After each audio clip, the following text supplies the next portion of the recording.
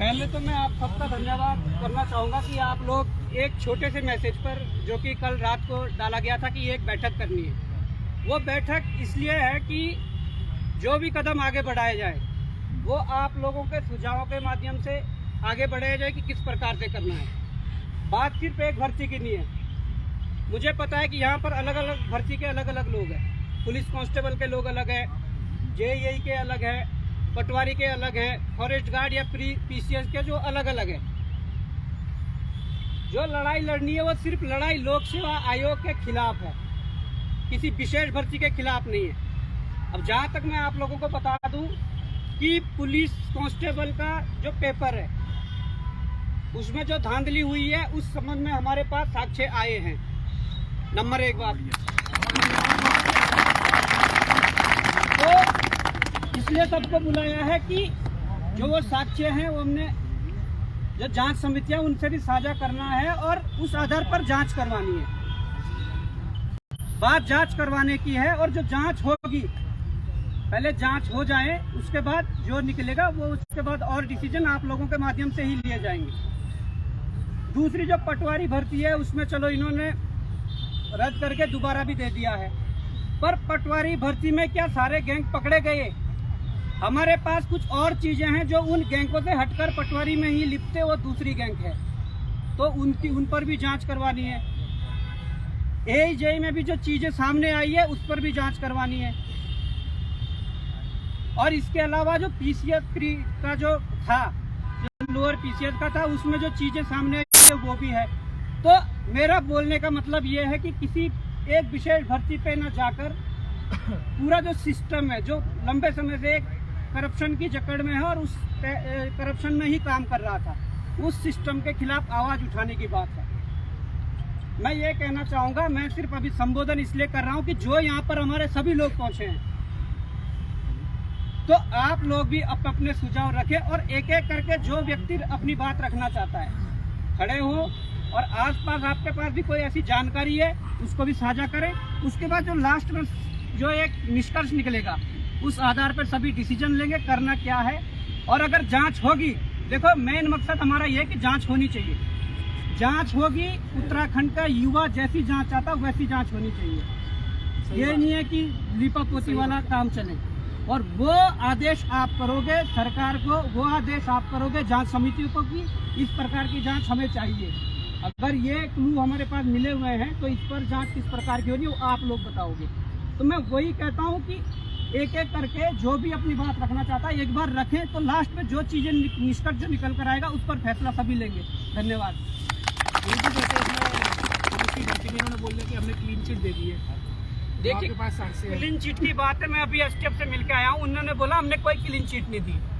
Clean chit का मतलब ये है कि हमारे पास अभी तक कुछ नहीं था, इसलिए हमने बोला इसमें कुछ नहीं है। पर जब आप लोगों ने ये चीजें बता रहे हो, आप दिखा रहे हो, तो इस पे अब एक्शन होगा। तो एक्शन होगा तो पहले जांच होगी, उसके बाद रिजल्ट निकलना है या क्या होना है वो जांच के बाद ही डिसीजन होगा। ऐसा कुछ नहीं है कि क्लीन चिट दे दिए तो दे दिया, ऐसा कुछ नहीं है। आज भी अखबार में आया ना कि इस पे हमने क्लीन चिट दे दी। अखबार में आने दो, अभी मैं मिल के आया हूँ लेट। अगर 15 मिनट हुआ हूँ तो वही तो था। अगर 15 मिनट लेट हुआ हूँ उसी काम में लगे थे। हम घुमा देना, इसमें नाम नंबर वो लिखो जो आसानी से ग्रुप बन सके या जिस प्रकार से। बाकी मैं कहता हूँ यार कोई अपनी बात तो रखे सभी लोग।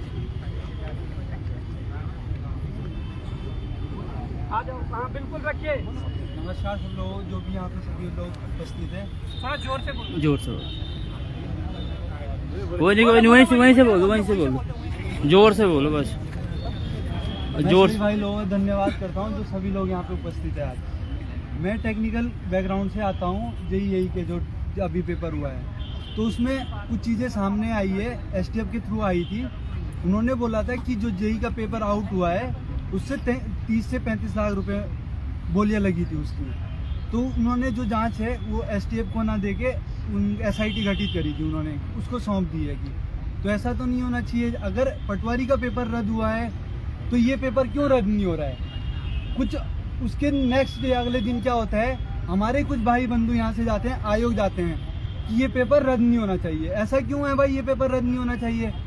लीपापोती वाले काम तो हम लोगों में से ही कर रहे हैं, कुछ भी जो जो वहाँ जाके आयोग में जाके ये बोल रहे हैं कि रद्द नहीं होना चाहिए। अगर वास्तव में इसमें धांधली हुई है तो ये पेपर भी रद्द होना चाहिए। कि सेग्रीगेशन होगा, किस बेस पे सेग्रीगेशन करोगे भाई तुम? आयोग में अगर पेपर बंट रहा है, कोई अंदर का अधिकारी उसको पेपर को बांट रहा है, वो तो एक बोली लगा देगा ना भाई, कुछ जो डीलर होगा उसका, जो जानने वाला होगा बंदा, कि भाई तू मेरे को इतने पैसे ला के दे, बाकी तो तू देख ले जितना ऊपर से कमा। अगर मैं 35 लाख रुपए देने लायक सक्षम था तो मैं यहाँ पे 3 से 4 हजार रूम में छोड़ना रहता देहरादून में। पहली बात तो ये है। अब यूँ कह रहे हैं कि नहीं भाई 3-4 लोग हैं इसमें जिनको पेपर दिया था कि यही का, ऐसा तो नहीं हो सकता 3-4 बंदों को ही पेपर दिया होगा। तो मैं ये चाहता हूँ कि जो भी जांच होगी, अगर जांच के दायरे में ये भी आता है और इसमें लीपापोती वाले काम शुरू होते हैं तो ये पेपर भी रद्द होना चाहिए जेईई का।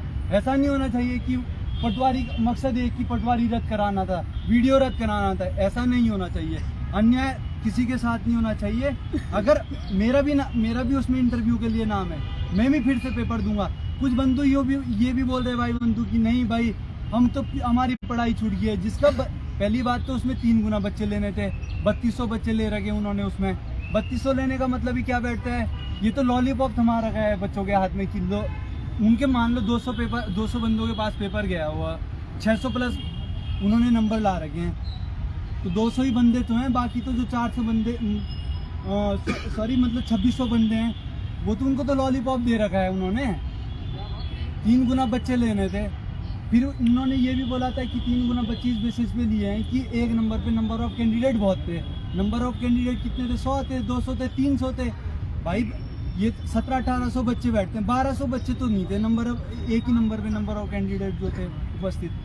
तो मेरा कहना यही है सिर्फ कि अगर इसमें भी धांधली हुई है और बच्चे सामने आते हैं, साक्ष्य आपके पास अगर उपलब्ध है तो जरूर एसटीएफ को दें। और अगर ये इसका एक ही सॉल्यूशन है, इसको भी रद्द होना चाहिए, इस पेपर को भी। अगर हम खुद बोल रहे हैं हमारा भी सिलेक्शन हुआ इंटरव्यू के लिए, हमें भी कॉल है, हम फिर से पेपर देंगे, फिर से निकालेंगे पेपर।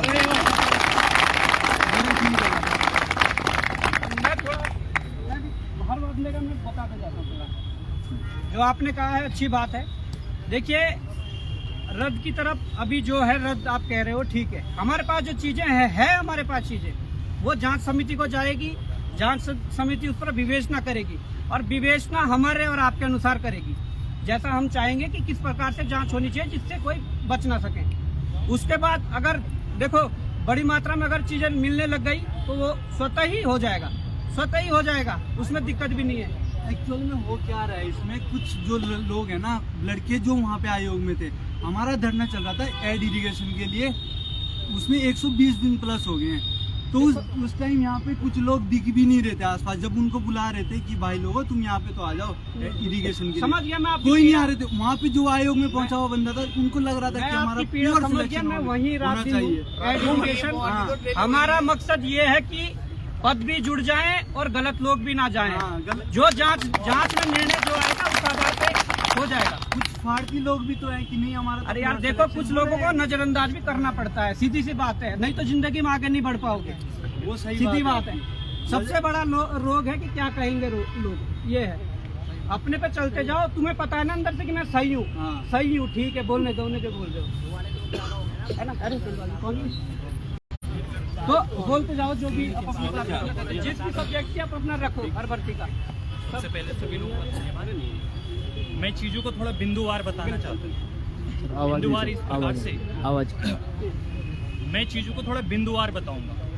पहला बिंदु तो ये है कि अभी जो पुलिस कांस्टेबल का एग्जाम हुआ है उस पर एक गहन जांच होनी चाहिए, और गहन जांच ही नहीं, वो निरस्त होना चाहिए, क्योंकि आयोग के कार्य प्रणाली पर क्वेश्चन मार्क है, प्रश्न चिन्ह है। दूसरा एग्जाम जो पटवारी का होने वाला था, लेखपाल का होने वाला था अभी हाल ही में, चलो हाल फिलहाल आयोग ने उस पर एक नोटिफिकेशन जारी किया है, एग्जाम कैंसिल किया गया है, डेट कैंसिल किया गया और आगे उसको पोस्टपोन कर दिया है। ठीक है, बहुत अच्छी बात है, लेकिन उसकी शुचिता को बनाए रखना आयोग की जिम्मेदारी है। उस पर पूरी तरीके से दबाव बनाना हम जैसे बेरोजगार लोगों का है। बॉबी भाई से मैं रिक्वेस्ट करूंगा वो इस चीज को सुनिश्चित करिए कि किस प्रकार से आगामी जो एग्जाम पटवारी का होगा उसमें 100% पारदर्शिता होनी चाहिए। साथ में बिंदु नंबर 3, हमें यह भी ध्यान में रखना पड़ेगा कि ज्यादा दिनों तक बेरोजगार कमरों के अंदर बंद नहीं रह सकते, इसलिए समांतर तरीके से पैरेलली एग्जाम भी होने चाहिए। आयोग जांच के नाम पे एग्जामों को लंबित ना कर दे, इस चीज का भी ध्यान हम लोगों को रखना पड़ेगा दोस्तों, क्योंकि कई लोगों की उम्र ढल रही है, बहुत अलग अलग प्रकार की समस्याएं हैं, उस चीज को इतना ज्यादा यहाँ पे एक्सप्लेन नहीं कर सकते, वो आप लोग सब समझदार हो, इसलिए पैरेलल में एग्जाम भी होने चाहिए। और किस प्रकार से हम आयोग पे दबाव बना सकते हैं बेरोजगार संघ के अध्यक्ष के नेतृत्व में और इन लोगों के नेतृत्व में, उसके लिए हम हर समझ तैयार रहे। जब हमें बुलाया जाए ऐसे ही हम गांधी पार्क में तैयार हो जाइए, किसी भी जगहों पे आने के लिए तैयार रहे। तो यही मैं कहना चाहूंगा, बाकी लोग भी हैं अपने अपना सजेशन देते रहेंगे। हाँ, एक बिंदु और रह गया। पूर्व में कुछ भर्तियां हुई है, क्योंकि मैं प्रवक्ता का खुद एप्लीकेंट था, मैंने एग्जाम दिया, कुछ नंबरों से मैं रह गया हूं, तो मैं चाहता हूं प्रवक्ता, एई, जेई जो एग्जाम पिछले कई सालों से उस व्यक्ति के अंतर्गत हुई हैं, उन एग्जामों की भी 100% सुचिता के साथ उन एग्जामों की जांच की कार्रवाई के लिए आयोग को बाध्य किया जाए कि वो अच्छी तरीके से जांच हो। यहाँ तक कि अगर उसमें सीबीआई जांच की अगर मांग करनी है, अगर आप लोगों को लगता है कि ये जांच लोकल लेवल पे नहीं हो सकती, आपको अगर किसी की पराकाष्ठा पे शंका है, तो इस के लिए हमारा अधिकार हमें ये अधिकार देता है, हमारे आर्टिकल अनुच्छेद हमें ये अधिकार देते हैं कि हम सीबीआई जांच तक करवा सकते हैं। इस चीज के लिए दोस्तों खड़ा रहिए। धन्यवाद।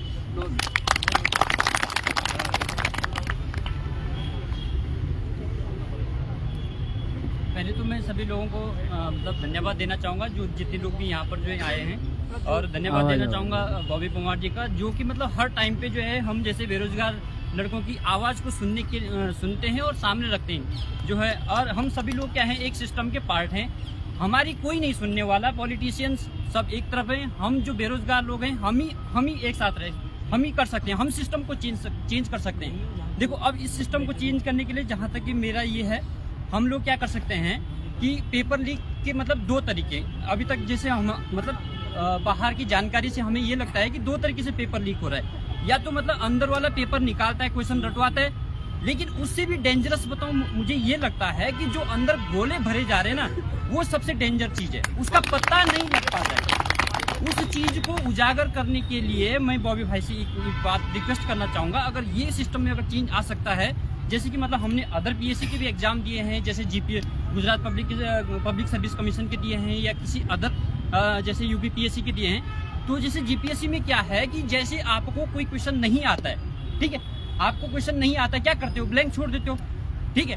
ऐसा एक गुजरात में क्या है कि एक 5th ऑप्शन है नोटा का, नन ऑफ दीज। अगर तुमको कोई सा भी नहीं आता है तो एटलीस्ट उसको तो रंग के आओ, ताकि अगर उनके पास ऑप्शन नहीं रहेगा ना कि उसको क्या करेगा कि पहला तो ये ऑप्शन ये है। दूसरा ये है कि अगर तुम सपोज दैट, भाई हमारे लिए टाइम दो ना यार, हम भी तो तुम्हारे लिए टाइम दे रहे हैं। हमने क्या है, हमने तो 30 साल एज निकाल दी लाइब्रेरी में पढ़ के, मैं ही नहीं हूँ, बहुत सारे लोग हैं, ठीक है। हालांकि मैं टेक्निकल बैकग्राउंड का हूँ, और यहाँ पर जितने भी मैं सभी लोगों से रिक्वेस्ट करना चाहूंगा, देखो हम टेक्निकल बैकग्राउंड वाले क्या है ना, हमारा पेपर एई जेई का हमेशा लीक हो रहा है, इसीलिए तो नहीं होता यार, मेरिट हर बार ऊपर ही जा रही है, ठीक है।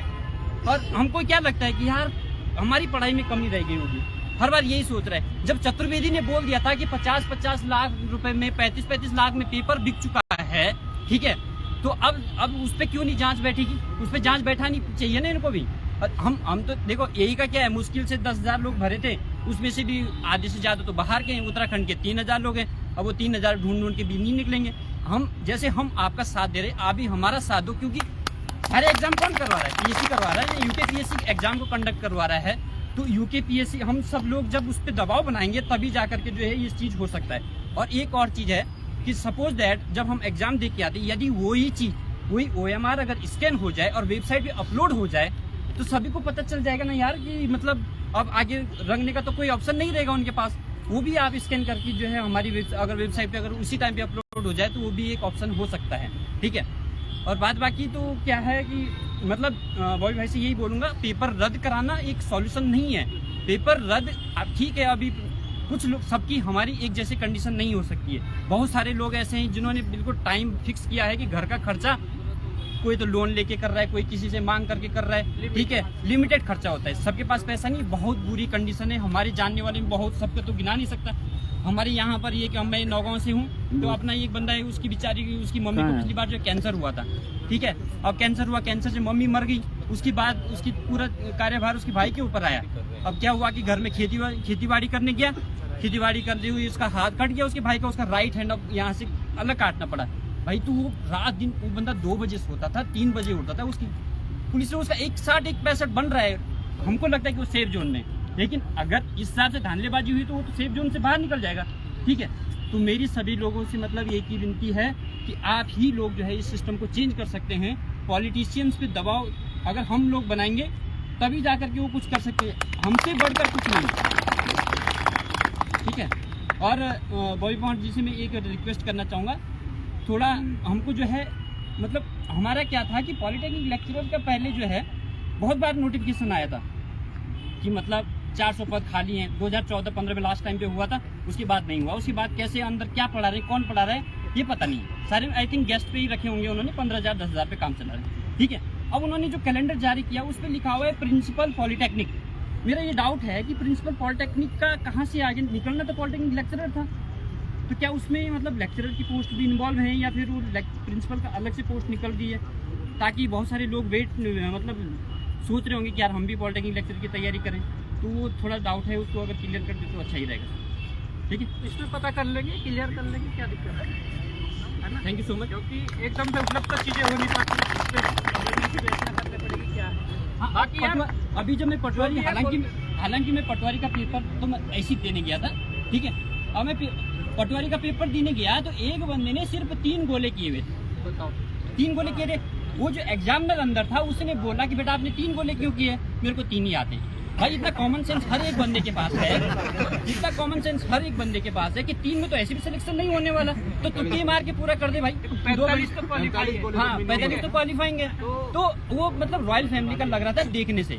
तो मतलब आप तैयार रहो कि अंदर गोले भरने वाले बैठे हैं, ठीक है। हमारे पास उसकी भी चीजें आ रखी है कि कैसे भरे जाते हैं, इसीलिए तो बुलाया है कि किस प्रकार की जांच हो हमारे उसमें हो। उत्तराखंड के छात्रों के निर्देशन जो है उनके दबाव में जांच हो। इस पे तो बहुत जरूरी चाहिए, बहुत बोल यार कोई आप अपनी बात रख सकते हैं, आगे आ जाओ थोड़ा।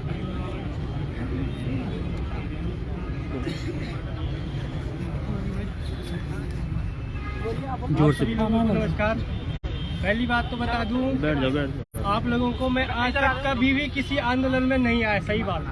रूम में दुबका रहा ये सोच के कि यार बॉबी भाई कर लेगा या कोई तीसरा कर लेगा या कोई और कर लेगा, लेकिन अब सर से पानी निकल चुका है। आप लोगों को बताइए, तो मेरी सबसे पहले 2 या 3 मांगे हैं जो बिंदुवार ये हैं कि सबसे पहले तो हमें ये करना चाहिए, मतलब बेरोजगार संघ के माध्यम से, कि इवन जो पटवारी का पेपर है इससे पहले हमारी पहली मांग ये होनी चाहिए कि सख्त से सख्त नकल रोधी कानून आए। सबसे पहली बात मानते हो इस बात को, इवन 12 तारीख का पेपर भी इस नकल रोधी कानून से ना छूटे, क्योंकि सरकार की मंशा ये है कि भाई अभी अगर 2-4 पेपर हो गया हमारे पास बचा क्या, फिर हम कब से देंगे? आपको बता दूं 2018, 19, 20 से हम आंदोलन ही तो कर रहे हैं। नुकसान किसका हुआ? अगर देखा जाए ओवरऑल हमारा ही तो हुआ। क्या हो रहा है? पेपर पीछे जा रहे, उम्र ढल रही है लगातार। तो सबसे पहली मांग तो ये रही हमारी बेरोजगार संघ के माध्यम से। मैं ये कहना चाहूँगा कि इन पेपरों को सारे जो ये नकल रोधी कानून है इसके अंतर्गत सारे पेपर आ जाइए, पहले बन जाइए जो कानून है। तुम जो भी करो, जैसा भी करो। दूसरी बात, हमें सबसे पहले हमारी मांग होनी चाहिए कि सीबीआई मांग की, क्योंकि आप लोगों को पता है SIT हो, STF हो, स्टेट की एजेंसी है, पूरा नियंत्रण है हमारी राज्य सरकार का। तो हमारी पहली मांग ये भी होनी चाहिए कि हमें सीबीआई जांच इस पर बिठा दो कैसे भी करके आप लोग। और दूसरा, साथ में हमारे एग्जाम भी होते रहे, क्योंकि भाई हम तो फ्रस्ट्रेट हो गए रूम पे बैठ के पढ़ के। सही बात है। कब तक होगा ऐसा कि रद्द हो, फिर एक नई डेट आए, फिर से रद्द हो, भाई आप लोग यहाँ पे बैठे हो, वीडियो का पेपर हम चौथी बार दे रहे, देखा जाए तो चौथी बार देंगे। अब 16 में दिया, फिर रद्द हुआ, 20 में दिया, अभी 22 में दिया, रद्द हुआ, फिर से देंगे। अब इसके बाद पटवारी का भी वही सीन है, फॉरेस्ट गार्ड का भी अभी दूसरी बार देंगे, पहले भी हुआ था। तो सब में यही चल रहा है। तो कहने का मतलब ये है, 2-3 पॉइंट यही है मेरी तरफ से। मैं ये कहूँगा बेरोजगार संघ को, एक तो आप सीबीआई जांच की मांग करो, और दूसरा ये कि जितने भी पेपर है, 12 तारीख वाला जो पेपर है, इससे पहले आप जो सख्त नकलरोधी कानून है उसको लाओ जल्दी, कैसे भी करके बस। और दूसरा, जो ये पेपर होते हैं एग्जाम जो सेंटरों में, अभी मेरा पेपर यहीं देहरादून में था, मैं सोच के ही परेशान हो गया था कि गाँव में जो पेपर होंगे, मैं उत्तरकाशी से चूंकि बिलोंग करता हूं, तो ऐसे जगह पे सेंटर पड़े हैं जहां पे कि अभी तक रोड, बिजली तक नहीं है। मतलब बिजली नहीं है, कहने का मतलब रोड तो है, तो वहां पे क्या हाल हुए होंगे। क्योंकि देहरादून में मेरा सेंटर यहीं पे था, तो वहां पे जब कक्ष निरीक्षक ने बोला बच्चों को कि हाँ भाई किसी के पास मोबाइल तो नहीं है, तब जाके 8 से 10 मोबाइल जमा हुए चेयर पे आके। अब बताओ आप लोग क्या हालत हो सकती है ना।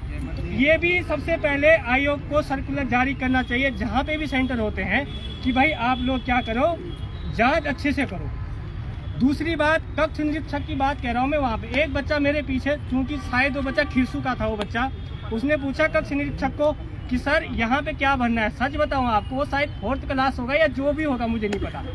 वो गया आपके ऑफिस में मैडम को पूछने कि यहाँ बच्चा पूछ रहा है कि यहाँ क्या भरना। अब बताओ, कक्ष निरीक्षक किस लिए होता है? बच्चों को ये बताया कि भाई यहाँ कैसी गलती ये नहीं करनी है। अब उसको पूछा, उसको खुद नहीं पता। तो इस पे भी थोड़ा अच्छे से, मतलब आयोग की तरफ से या जो लोकसेवा आयोग पेपर करवा रहा है उनकी तरफ से एक सर्कुलर जारी हो कि आप एक तो वहाँ पे स्टाफ अच्छे से रखें और जांच अच्छे से हो। धन्यवाद।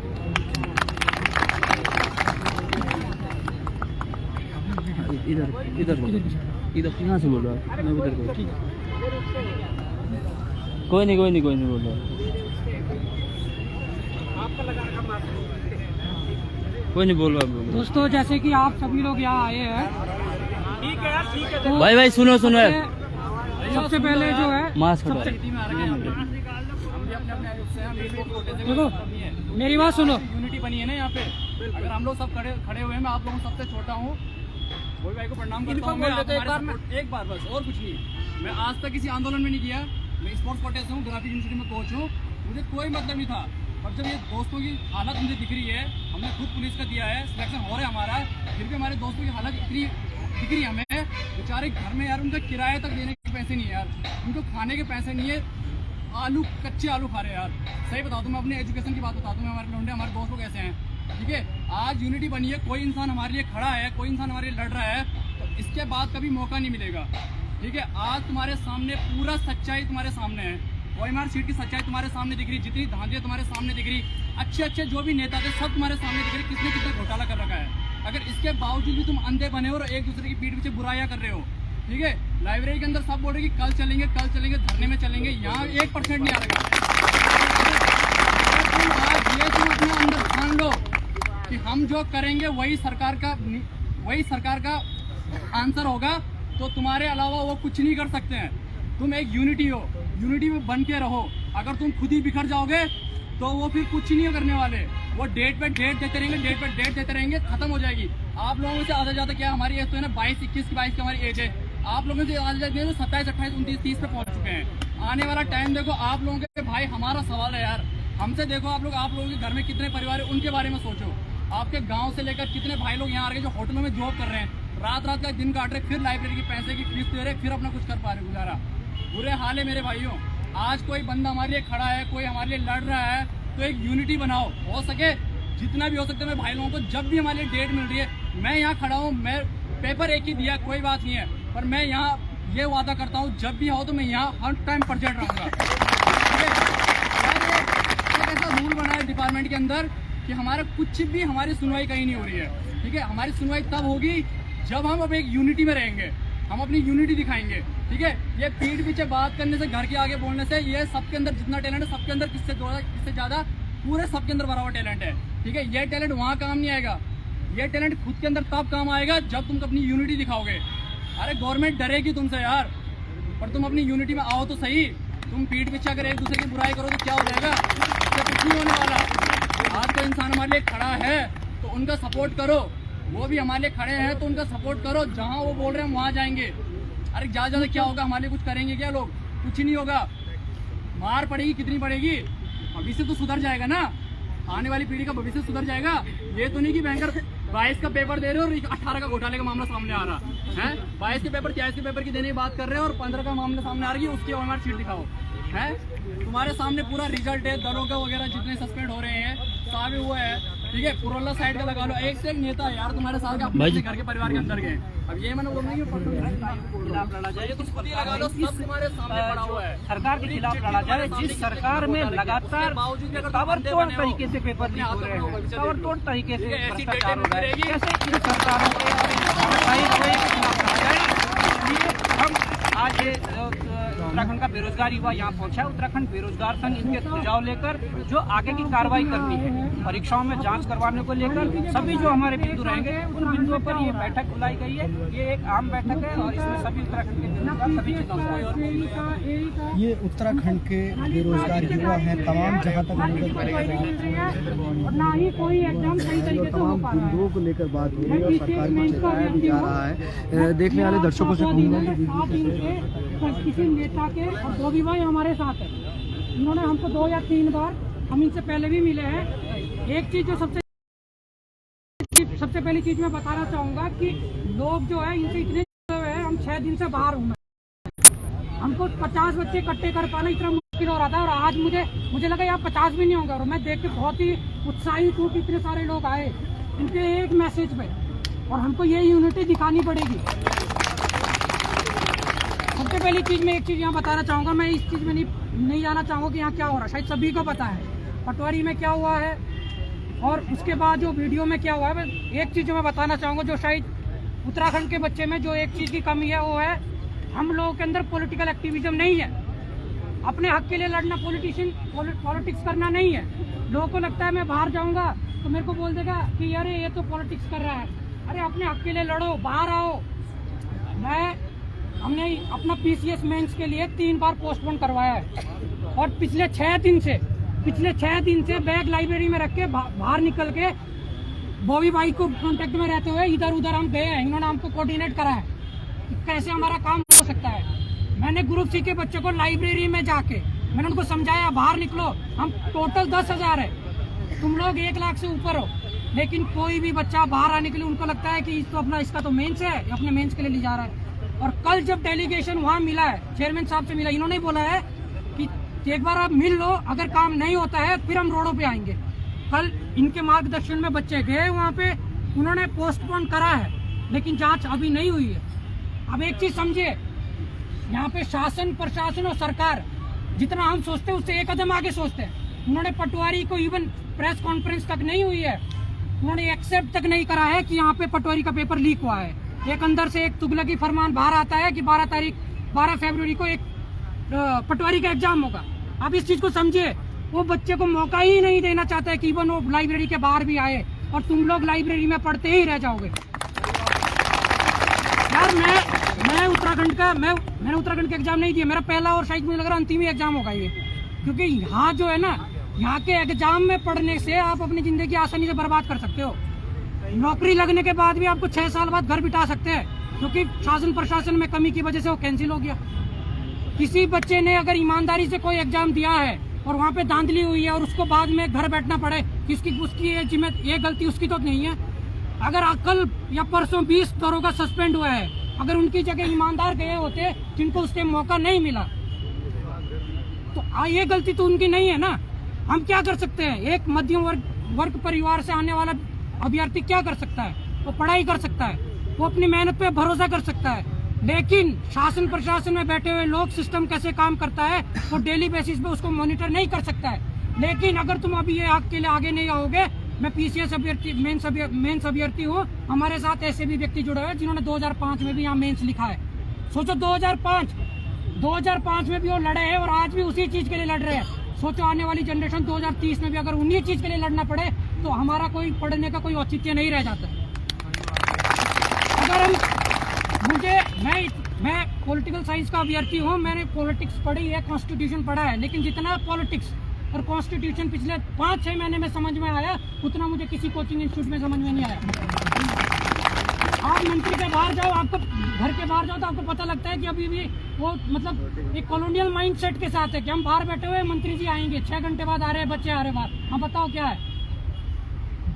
आप समझ रहे हो, लोकतंत्र है, लेकिन लोकतंत्र खाली अखबारों में और संविधान में लिखित शब्दों में है, उसकी अभी जो भावना है वो अभी नहीं आई है।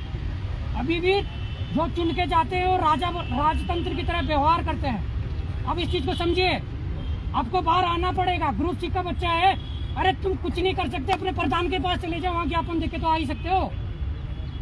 जाओगे कुछ बाहर निकलोगे तो कुछ होगा, बाहर नहीं निकलोगे ये सोचेगा। आजकल क्या है, भगत सिंह सबको पसंद है, भगत सिंह के सब फैन है, लेकिन सोचता भगत सिंह कोई और बनेगा। वो भी भाई कब तक भगत सिंह बनेंगे, हम सबके कब तक बनेंगे, और वो भी तभी बन पाएंगे जब तुम सब लोग बाहर आओगे। अगर तुम आज, मैं ग्रुप में लाइब्रेरी में देखता हूँ ग्रुप सी का बच्चा 8-10 घंटे पढ़ाई करता है, मुझे आज तक समझ में नहीं आया कि 8-10 घंटे बैठ कैसे लेता है। मैं यूपीएससी की तैयारी करता हूँ, मुझे भी मतलब 3 किताबें आपकी, हिंदी, लूसेंट और एक क्या बोलते हैं, तो एक किताब और परीक्षा वाणी, 1 लाइनर। मतलब मेरा आज तक मुझे उस बुक को पढ़ते मुझे लगता है कि कैसे पढ़ लेते हैं। तुम्हारे अंदर अगर इतनी इच्छा शक्ति है कि तुम 6-8 घंटे 10 घंटे बैठ सकते हैं, पूरी रात बैठ सकते हैं, तो तुम क्या 1 घंटा बाहर आके अपना विरोध सरकार को ये जता नहीं सकते हैं कि अगर हम अंदर बैठ सकते हैं तो हम बाहर निकल के सरकार को ये जता नहीं सकते हैं कि जो हो रहा है वो सही नहीं हो रहा है। बाहर आना पड़ेगा। सिस्टम में इतना दीमक लग चुका है, यूकेपीएससी की तो दीवारें इतनी अपारदर्शी है कि हम लोग जो है मंत्री के घर जा सकते हैं, लेकिन उस गेट के पार जाने में कल पहली बार डेलीगेशन अंदर गया। अब इस चीज को समझे, अगर तुम लोग बाहर नहीं आओगे, अब तुम सोचोगे ये तो जेई का पेपर लीक हुआ है, मेरा थोड़ी हुआ है, ये एई का लीक हुआ। आप एक चीज को समझिए, एक ही संस्था जो है, एक ही संस्था सारे एग्जाम करवा रही है। एक ही अब यूके SSS और यूके PCS का मुद्दा नहीं है, एक ही संस्था सारे एग्जाम करवा रही है, और वही चेयरमैन आपके हैं, वही चेयरमैन हमारे हैं, ब्यूरोक्रेसी भी सेम है। अगर आप बाहर नहीं आओगे तो पहाड़ का बच्चा जो, सबसे पहले प्रॉब्लम हमारा क्या है, सबसे पहला प्रॉब्लम यह है, जैसे यूपी और बिहार, एक एग्जाम्पल देना चाहता हूँ। ये लोग जो है, ये लोग रोड पे आके, सबसे पहले मैं कोई अहिंसक बात नहीं करना चाहता, लेकिन मैं ये बताता हूँ, ये रोड पे आके अपनी बातें मनवाते हैं, समझ रहे हो। हम लोग को लगता है क्योंकि एक तो पहाड़ी बच्चा ऐसा है ना, हम लोग को गाँव से मिल जाता है खर्चा, ठीक ठाक एज तक मिल जाता है, किसी की परिस्थिति सही भी ना हो तो भी घर वाले दे देते। और दूसरा, हमको ये लगता है कि मेरा प्रॉब्लम नहीं है, ये किसी और का प्रॉब्लम है। बाहर आना पड़ेगा। सरकार जो है, सरकार 2 चीजों से डरती है, एक भीड़ तंत्र से डरती है, दूसरा उनको तब डरते हैं जब उनको लगता है कि हमारे वोट बैंक का। हमको एक चीज माननी पड़ेगी, हम एक लोकतंत्र में रहते हैं, यहाँ भीड़ और लोगों की जो भावनाएं है उसके अकॉर्डिंग ही सरकार काम करती है। हमने पिछले 6 दिन से, मैं 6 दिन से बाहर हुआ, मेरा 7वां दिन है। 6 दिन से मेरे को बहुत सारे ने ये भी बोला, यार क्या हो जाएगा, एडमिट कार्ड आ गया अब थोड़ी होगा पीछे। हमने बोला ऐसे पेपर ही देना नहीं है, 6 साल वेट कराए, 2 महीने और भी वेट कर लेंगे। लेकिन जो पेपर कॉम्प्रोमाइज हुआ है, हमारे पेपर में 7 पेपर लिखित होते हैं, उसमें एक हिंदी का होता है जिसमें 130 मार्क्स के 2 ऐसे आते हैं। हमारे लिए तो पेन ड्राइव की जरूरत भी नहीं है। बाहर आ गया, उसने बोल दिया कि एक महिलाओं के ऊपर ऐसे आ रखा है, एक इंटरनल सिक्योरिटी के ऊपर आ रखा है, 130 नंबर ऐसी हो गया, उसके लिए पेन ड्राइव की जरूरत नहीं है। हम लोग बाहर निकले, हम लोग बॉबी भाई से मिले, बॉबी भाई ने हमारा मार्गदर्शन करा। शुरू के 2 दिन मुझे भी लगा शायद मैं अपना टाइम वेस्ट कर रहा हूँ, लेकिन कहीं ना कहीं मुझे ये अंदर से जो, जिसको बोलता है कि मैं पॉलिटिकल साइंस का स्टूडेंट है, मुझे लगा जो मैंने पढ़ा है, अगर मैं उसको ग्राउंड रियलिटी पे, ग्राउंड पे नहीं उसको उतार पा रहा हूँ तो मेरा पढ़ के कोई फायदा नहीं है। एक चीज समझिए, आप बाहर निकलिए, आपके पढ़ने का कोई औचित्य नहीं रह जाता। अगर आपको नौकरी मिल भी जाएगी, कल जब अन्याय होगा आपके, देखो अभी मेरे ऊपर नहीं है तो हम सोचेंगे चलो इसके ऊपर हुआ है, कल आपके ऊपर होगा तो उस टाइम आपको ये चीज समझ में आएगी। हमारे जब तक हम घर से बाहर नहीं निकलेंगे, आप फेसबुक पे एक्टिव हुए, आप ट्विटर पे एक्टिव हुए, आपके आसपास अगर कोई प्रधान, MLA, MLC या कोई वार्ड मेंबर है, आप उसको एक माहौल बनाइए। हमने पिछले 6 दिन में 40 विधायक के लेटर पैड पे लिखवा के लाए, तो सब वो अपोजिशन के भी है और रूलिंग पार्टी के भी है। तो आपको मूवमेंट बनाना पड़ेगा, और जब बॉबी भाई लीड कर रहे हैं तो आपको तो खाली पीछे से सपोर्ट कर रहे हैं। आपके लिए देखो एक चीज, हम सब लोग जो है, हम सब लोग कहीं ना कहीं जाके हो सकता है सेलेक्ट हो जाए। बॉबी भाई को ऊपर कितना पॉलिटिकल प्रेशर है ये आप लोगों को अनुमान भी नहीं होगा। इनकी डेली बेसिस पे कितने चैलेंजेस फेस करने पड़ते हैं आपको अनुमान भी नहीं होगा। आज हम इसलिए यहाँ पे खड़े हो पाए हैं क्योंकि बॉबी भाई यहाँ पे है। बॉबी भाई यहाँ नहीं होते तो अभी तक हमको भगा दिया होता बाहर। अब 6 आदमी इकट्ठे हो जाए वहाँ पे बाहर, आपको सरकारी तंत्र कैसे काम करता है आप सभी को पता है। तो मेरी सभी से यही रिक्वेस्ट है कि आप बाहर आइए, बाहर निकले, अपने हक के लिए निकले। इस बार एक आंदोलन जो है वो इस आंदोलन को आगे बढ़ाइए। अगर एक बार सफाई हो जाएगी तो कम से कम संजीव चतुर्वेदी और हाकम सिंह जैसे आदमी जो है दोबारा से अगर कोई सिस्टम में होगा तो एक बार सोचेगा। तो मैं ये नहीं बोल रहा हूँ कि ऐसा नहीं होगा, सिस्टम में दीमक हमेशा रहता है, लेकिन दीमक अगर इतना ही हो जाए कि वो पूरा ही फर्नीचर सड़ जाए, अगर थोड़ा सा सड़ा हो तो चले, लेकिन अगर पूरा ही सड़ जाए वो फर्नीचर दीमक की वजह से, तो ऐसे फर्नीचर की हमें कोई जरूरत नहीं है। ऐसे फर्नीचर को घर में रखने की कोई जरूरत नहीं है। मेरा सभी से निवेदन है, बाहर निकलिए, अपने अंदर एक पॉलिटिकल एक्टिविज्म जो है पॉलिटिक्स नहीं है। ये आप समझे एक चीज, अपने हक के लिए बाहर निकलो। पढ़ाई का हो, तुम्हारे बगल तुम्हारे आसपास कुछ ऐसा लगता है कि जो गलत हो रहा है उसके ऊपर आवाज उठाओ। यही लोकतंत्र में रहने का फायदा है। हम एक लोकतंत्र में रहते हैं और आपको अगर ऐसा लगता है कि सरकार हमारी बात नहीं सुनती है तो शायद आप जो है आपको सही चीजें का पता नहीं है कि चीजें कैसे। सरकार तब सुनती है जब सरकार को लगता है कि ये बात जो है एक लोकतंत्र में भीड़ तंत्र आ गया। अगर 4 आदमी बाहर निकलोगे सरकार उनको मिलने का समय तक नहीं देती। अगर 4 आदमी के पीछे 100 आदमी खड़े हो जाए तो मंत्री भी अपना दरवाजा खोल देता बिना अपॉइंटमेंट में। समय की जरूरत तब पड़ती है जब 4 आदमी जाते हैं, जब भीड़ जाती है तो गेट अपने आप खुल जाता है। तो आप बाहर निकलिए, बॉबी भाई का सपोर्ट कीजिए। बॉबी भाई भी तभी आगे बढ़ पाएंगे अगर हम लोग उनको सपोर्ट करेंगे। अगर हम लोग उनको सपोर्ट नहीं करेंगे, मैं ये सोचूंगा कि मेरा 23 फरवरी को अगली डेट आ गई। आप लोगों की कब आई है? आप लोग की आई है अप्रैल में। और एक चीज बताऊं, मैं 6 दिन से हम जा रहे हैं। मैं अपने साथ जहाँ मैं रहता हूँ वहाँ आसपास ग्रुप सी के रहते हैं। मैं 4 लड़के बड़े मुश्किल से, वो भी शायद इसलिए आ गए कि मेरे कोई रिलेटिव है, 4 लड़के ले गया। जहाँ हम गए तब अगर हमारा ज्ञापन देखा होगा तो उसमें हमने पटवारी सारे एग्जाम उठाए हैं। मेरे साथ 4 बच्चे ग्रुप सी के, कल डेलीगेशन वहाँ गया ग्रुप सी का, उसमें एक भी बच्चा नहीं था। शाम को मेरे को मैसेज आ रहे हैं कि आपने हमारी बात तो रखी नहीं है मैंने उनसे बात करी, उन्होंने बोला हमने सारे एग्जाम की बात रखी है, पर ग्रुप सी का बच्चा जब आगे आएगा नहीं तो हम तुम्हारी बात कैसे रखेंगे। मैं नहीं हूँ ग्रुप सी का, मुझे नहीं पता, मुझे इतना पता पटवारी लीक हुआ, लेकिन तुमको अंदर की चीजें पता होगी। लेकिन मैं मेंस के बारे में, पीसीएस के बारे में मैं चेयरमैन के सामने भी रिट पिटीशन नंबर तक बता सकता हूँ कि सर ये रिट लगी थी, इसमें इतनी धांधली हुई थी, इसमें ये हुआ था, इसमें ये हुआ था। शासन प्रशासन जो है वो फैक्ट पे चलता है, आपको तथ्यों के साथ बातें रखनी पड़ती है। तो आगे आइए, तुम्हारे पास कुछ भी चीजें हैं तो आगे लेके आइए। ये मत वेट करिए कि चलो बॉबी भाई जब उठाएंगे, तो बॉबी भाई को जब तुम बताओगे तभी तो ये भी उठा पाएंगे। एक सवाल आपसे, क्योंकि पीएससी वाले कितने जो मेंस दे रहे हैं इस बार और नहीं, आज तक आप लोग कहाँ थे जब ग्रुप सी के जब आंदोलन हुए? आज तक आप लोग साथ में? अरे विवाद क्या, हम आज भी साथ हैं, यूके पीएससी के साथ भी और यूके एसएससी के साथ भी, उनके खिलाफ आज भी उनके साथ है, कंधे से कंधा मिला हुआ। लेकिन जब ग्रुप सी के एग्जाम्स हो रहे थे, उनका भ्रष्टाचार जब हो रहा था तो उस समय यूके पीएससी वाले कहाँ थे? हमने बोला है कि एलटी में लेक्चरर में खूब पैसा चला है। यूके पीएससी वाले हमको बोलते हैं कि भाई आयोग में कुछ नहीं चलता, तुम्हारे ग्रुप सी में चलता होगा, आपके आयोग में कुछ नहीं चलता। दूसरी चीज यहाँ ऐसे दूसरी चीज, एक मिनट भैया, इनको बोलने दो 1 मिनट भैया।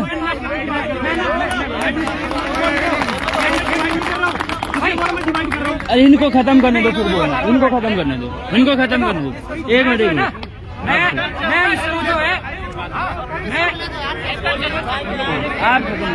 मैं इसको जो है मैं इसको पीसीएस, जेई, एई और क्या बोलते हैं ग्रुप सी का नहीं बनाना चाह रहा हूँ। मैं ना ये बोलना ही चाह रहा हूँ, मैं सिंपली ये बता रहा हूँ कि बाहर निकलोगे तो हमारा काम होगा। ठीक है, मेरे तो पेपर की डेट 23 को आ भी गई है। ठीक है, मैं आज इसलिए नहीं आया हूँ क्योंकि मेरा एग्जाम इससे आगे जा भी नहीं सकता। ठीक है, मैं आज इसीलिए यहाँ पे आया हूँ, हमारी यूनिटी रहेगी तो ही कुछ हो पाएगा। मैं खाली ये बोल रहा हूँ, मैं अपनी वाणी को विराम देता हूँ। बस एक लाइन लास्ट में, प्रशासन और सरकार ये तभी डरती है, तभी काम करती है जब भीड़ देखती है। आप बाहर निकलिए, बॉबी भाई को सपोर्ट करिए। जय हिंद।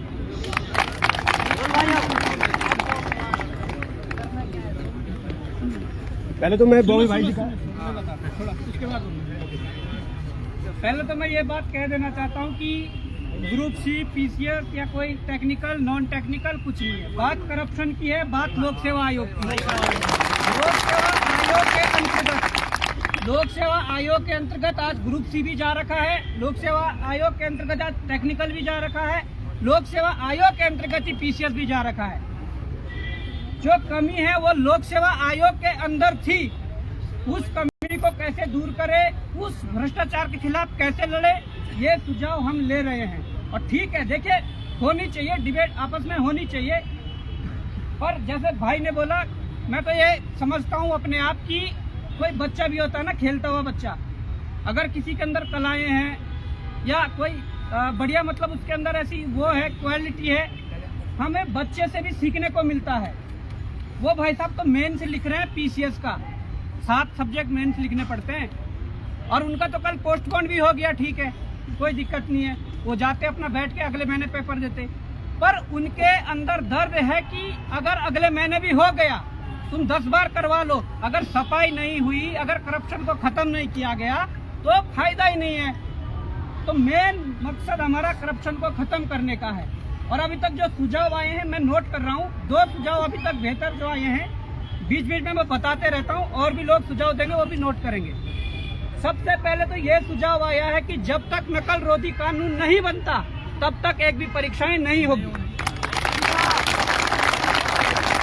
सरकार को चाहिए कि वो 4 दिन के अंदर, हफ्ते भर में एक कैबिनेट बुलाइए, उसमें नकल रोधी कानून का जो ड्राफ्ट है वो तैयार करें, और पूरे प्रदेश के छात्रों से भी सुझाव मांगे, पूरे प्रदेश के छात्रों से सुझाव मांगे किस प्रकार से हम नकल रोधी कानून को ड्राफ्टिंग कर सकते हैं। इसमें सुबह सुबह हमारी चर्चा हो रही थी, तो हमने उसमें भी ये चर्चा करी कि नकल रोधी कानून में जो चीजें हो वो ये हो कि जिस प्रकार से बहुत बड़े मात्रा में, आपने अगर देखा यूकेसीसी में यदि 56 लोगों की गिरफ्तारी हुई तो उसमें कम से कम 30-40% में उठाकर देख लीजिए सरकारी कर्मचारी जो जेल में गया वो है, वो चाहे पुलिस विभाग का हो, जुडिशियल विभाग का हो, एजुकेशन विभाग का हो, वो सारे लोग गए हैं। तो क्या नकल रोधी कानून में ये बात नहीं हो सकती कि भविष्य में कोई इस प्रकार की अगर सरकारी कर्मचारी लिप्त पाया जाता है, आरोप लगने पर उसे बर्खास्त किया जाए और पुष्टि होने पर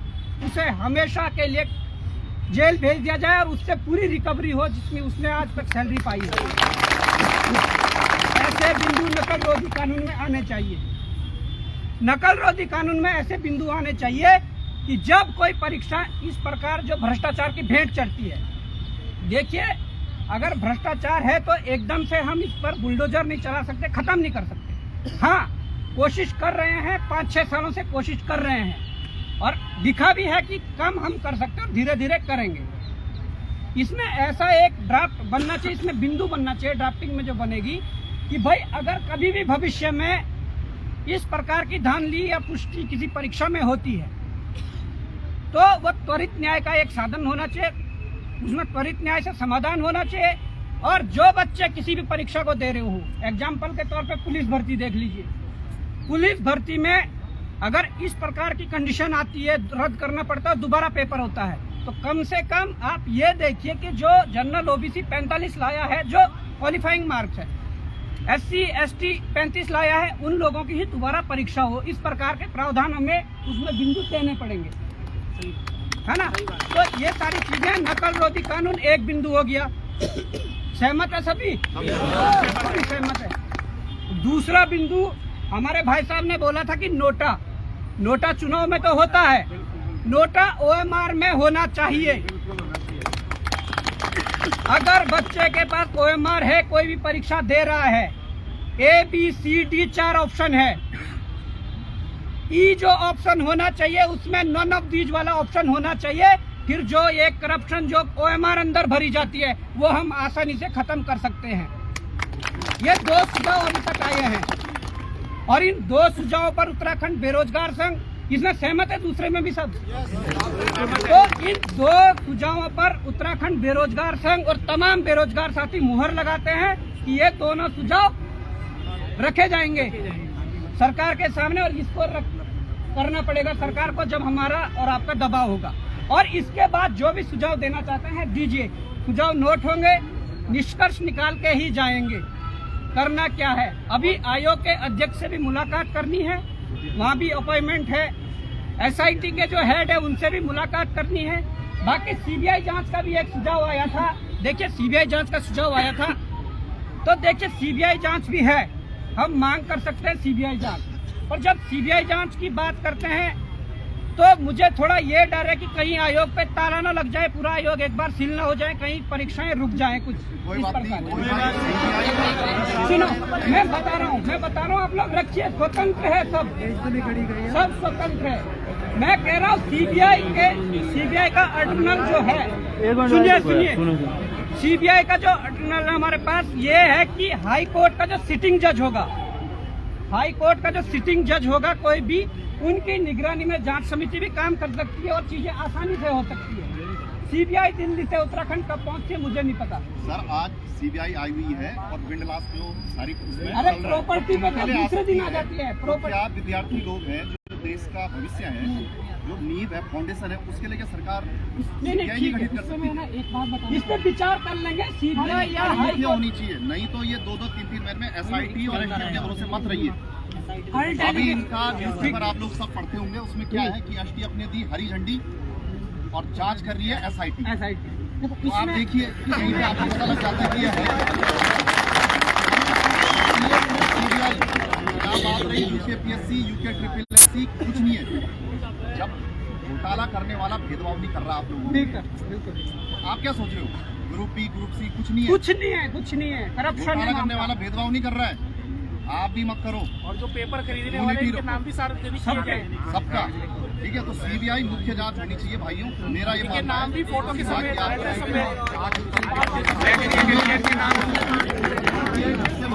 पहले भी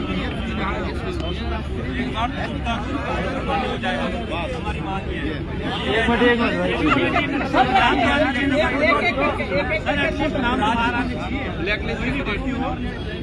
ये भी सुझाव है, ये एक बेहतर सुझाव है कि जो करप्टेड लोग हैं, देखिए अगर कोई बड़ी दुकान है तो अगर दुकान के पास ग्राहक ही नहीं है तो सामान किसे बेचेगा? सबसे ज्यादा यहाँ पर जो कसूरवार है, नाम बाहर नहीं दे रहे, जो इसका जिम्मेदार है, वो शायद वो व्यक्ति है जो 15 लाख का बैग उनके पास देकर आता है।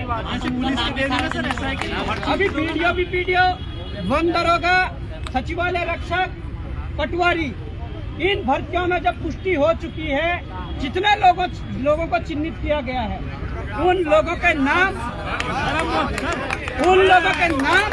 सार्वजनिक सुनो, उन लोगों के नाम, पिता का नाम और एड्रेस सहित सार्वजनिक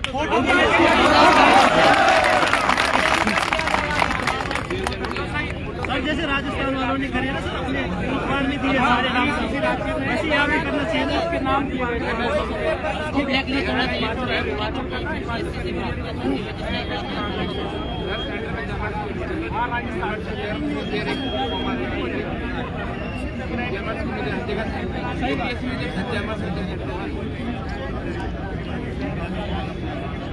जैमर का क्या करोगे? पहले दिन पेपर पढ़ा देगा।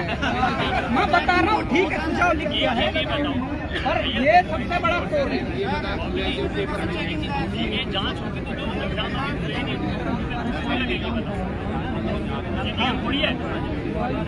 और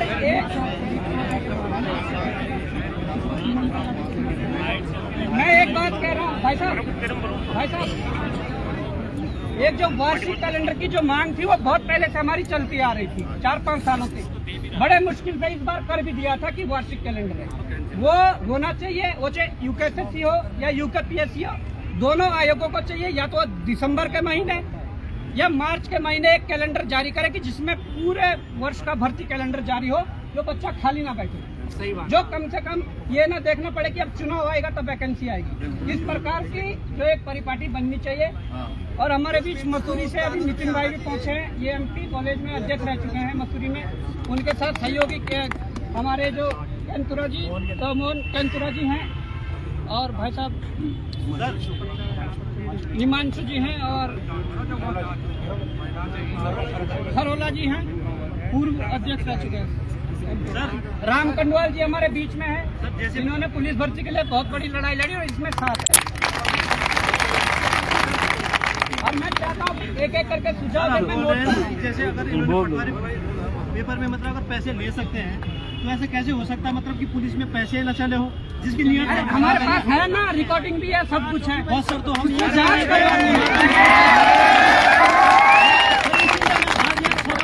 हमारे पास रिकॉर्डिंग भी है, हमें पता भी है किसने दे रखे हैं, किसने ले रखे हैं। गुरु जी, एक मिनट इधर आ जाओ। लो भैया बोलना, एक मिनट भाई, सुनो यार, एक एक करके सब पेपर में लिख। एक मिनट सुनो भाई।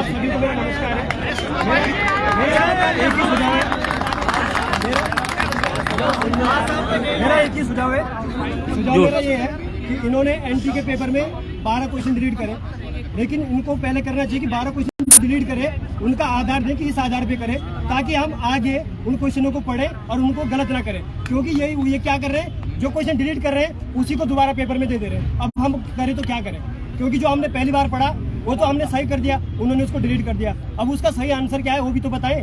तो उसका पूरा विवरण होना चाहिए कि कितने क्वेश्चन डिलीट हुए, उनका सारा डिटेल होना चाहिए कि भाई ये क्वेश्चन यहाँ से लिया, इसका आधार ये है और इसके आंसर ये है। ये तो मेरा सुझाव है। तय किया जाए कि कौन सी बुक मान्य है। हाँ, और लास्ट में कौन सी बुक का वो सही माना जाएगा। हाँ, और अगर एनसीईआरटी को बोलते हैं, कल के दिन ये नहीं है कि एनसीईआरटी में आपका क्वेश्चन सही है और आपके बोलने कि हमारे एक्सपर्ट हैं, एक्सपर्ट दूसरे ग्रह से पा नहीं जाते है ना। एक मिनट भाई, सुनो कि यहाँ कितने लोग हैं जो कोचिंग संस्थान चलाते हैं, कोचिंग संस्थान चलाते हैं कोई यहाँ पे? कोई नहीं आया। तो उनकी कोई रिस्पॉन्सिबिलिटी नहीं है कि यहाँ के बेरोजगारों को जागरूक कराएं इन चीज़ों के लिए। उनकी भी तो रिस्पॉन्सिबिलिटी होती है कि भाई जो बच्चे उनके वहाँ पे पढ़ रहे, कोचिंग संस्थानों में पढ़ रहे हैं, उनको बताएं कि भाई भ्रष्टाचार किस तरह से हमको खा रहा है। ठीक है। दूसरा चीज़, यहाँ कई सारे बच्चे ऐसे भी होंगे जिन्होंने कई जगह सिलेक्शन लिया है। ठीक है। 1 साल हो गया है खंड सहायक की भर्ती को रगड़ते, लेकिन उनका कुछ नहीं हो रहा है। उनको नियुक्ति क्यों नहीं दे रहे हैं लोग? उनको नियुक्ति देनी चाहिए। अगर क्लीन चिट मिली है तो उनको नियुक्ति दो।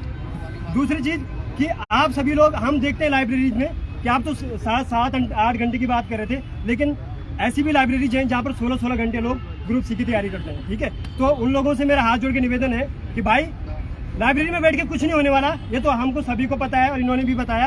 तो जागरूक सभी हैं और जो काम कर रहे हैं, बेरोजगार जो संघ बनाया हुआ है वो बहुत अच्छा काम कर रहा है, काफ़ी टाइम से पता लग रहा है हमको, तभी चीज़ें सामने भी आ रही हैं। तो मेरा यही कहना है कि इनका साथ दो, बाकी अपने आप ही अवेयर रहो चीज़ों से। और इतना ही मैं कहना चाहूँगा, ज़्यादा समय आपका नहीं लूँगा। एक मिनट अंकल कुछ कहना चाह रहे हैं कि पहले परीक्षाएं कैसी होती, सुझाव ले लो। देखो मेरे हिसाब से सबका सुझाव लेना। अंकल बीच में आ जाओ, अंकल बीच में आ जाओ। रुको भाई, सुनो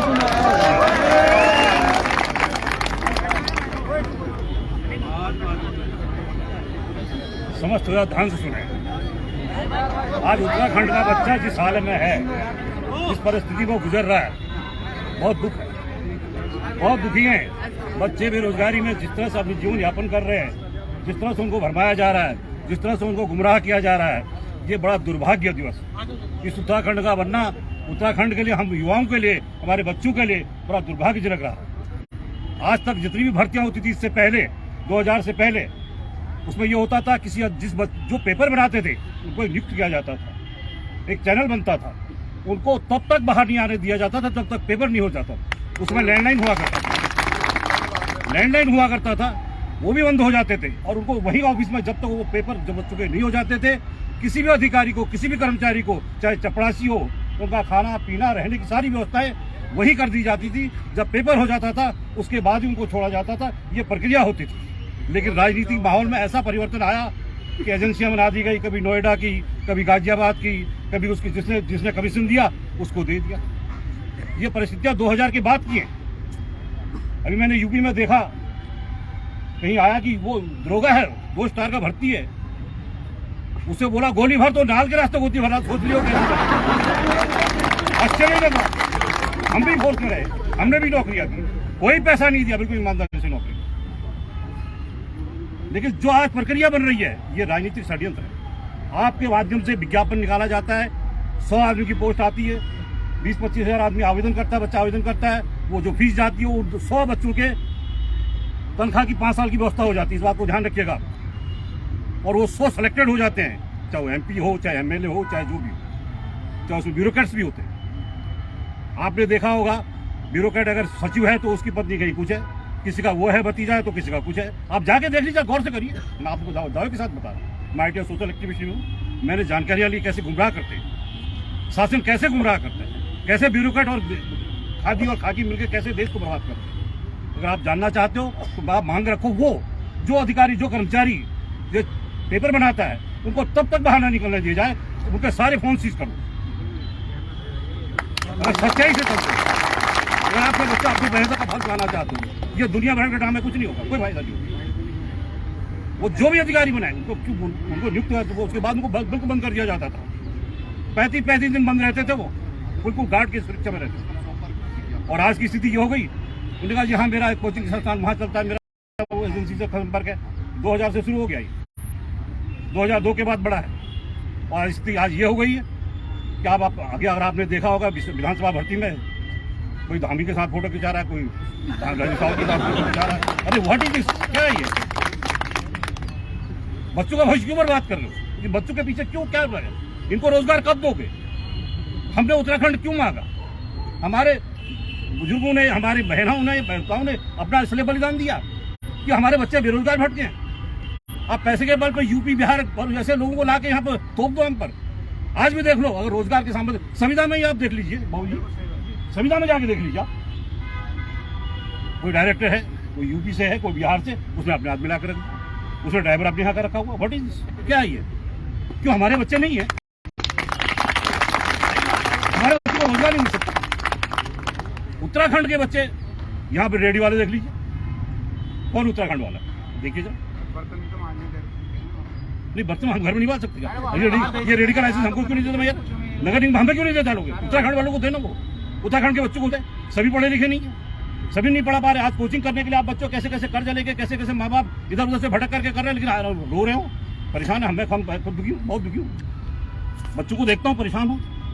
अरे कितना कैसा करोगे, क्या कब तक करोगे? जगो। और ये जो आपसे एक निवेदन है मेरा, ये मांग रखो बाबूजी कि सारे अधिकारी जो भी चाहे जब भी पेपर हो, वो अधिकारियों का पैनल बनाया जाए, उनको तब तक जब तो पैनल हो पेपर आउट ना हो जाए। और जरूरत नहीं है एक के बाद एक पेपर करने की, टाइम दो। क्यों आप ऐसा कर रहे हो? आप पैसा खींचो, कांग्रेस वाला का दादा मैं तेरा करा दूंगा, बीजेपी वाला का मैं करा दूंगा, यूपी वाला करा मैं आ जाएगा। अरे तू क्या करा देगा भाई? तुमने दुकानें खोल दी, अरे रोजी रोटी है कि दुकानदारी चला रही है? अरे बच्चों को रोजगार दो। हमारे मैं कह रहा हूँ पौड़ी, टिहरी, चमोली, उत्तर बागेश्वर, अल्मोड़ा, पिथौरागढ़, अरे यहाँ के बच्चे दिखाओ ना कहाँ नौकरी पे लगे। अब यूपी से लारो करें वहाँ का, यहाँ हमने वहाँ बाहर कोटा दे दिया। अरे क्यों कोटा दे दिया भाई? हमारे बच्चे पढ़े लिखे नहीं है क्या? आप दो बच्चों को रोजगार देने की व्यवस्था करो, और ये जो प्रोसीजर है इसको अपनाइए। इसके लिए हम मांग रहे हैं, हम आपके साथ हैं। धन्यवाद। मैं विनोद द्विवेदी एज पेरेंट थोड़ा सा सिर्फ 2 मिनट लूँगा, ज़्यादा बिल्कुल नहीं। जोर से बोलना, थोड़ा जोर से। मेरा पहला निवेदन है कि अभी हमारे PCS के एस्पिरेंट यहाँ थे, उन्होंने काफ़ी कुछ कहा, और एक साथी यहाँ पर थे जो समूह गाँव वाले थे, उन्होंने भी कुछ उन्हें काउंटर किया। मेरा कहना यह है कि PCS वालों को अपॉइंटमेंट इसी आधार पर मिला क्योंकि समूह गाँव वाले बहुत एक्टिव है। PCS वालों ने, जो लोग कल गए थे, बाई चांस मुझे उनकी आपस की बात जो सुनाई दी, उसमें वो इतने प्रफुल्लित थे कि उनका कहना था कि इस धरती में सबसे अच्छा आदमी उत्तराखंड लोक सेवा आयोग का अध्यक्ष है। जो यहाँ पर भाई हैं वो मेरी बात से सहमत होंगे, कल ये बात हो रही थी या नहीं होती। वो कहते हैं इस धरती का सबसे अच्छा आदमी है।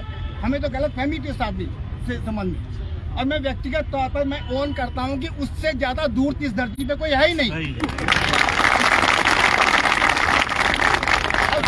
और मैंने उसी समय कह दिया था, जैसे ही मैंने वो कॉल सुनी, मैंने ये कह दिया था कि आज शाम को जो ऑर्डर निकलने वाला है उसमें ये फरवरी के महीने की डेट देने वाला एग्जाम की। किसने कहा उस आदमी से कि डेट दो? ये डेलीगेशन किस लिए गया था? डेट पोस्टपोन कराने के लिए गया था क्या? बिल्कुल नहीं। अगर गया था तो बाकी सबके साथ नाइंसाफी है।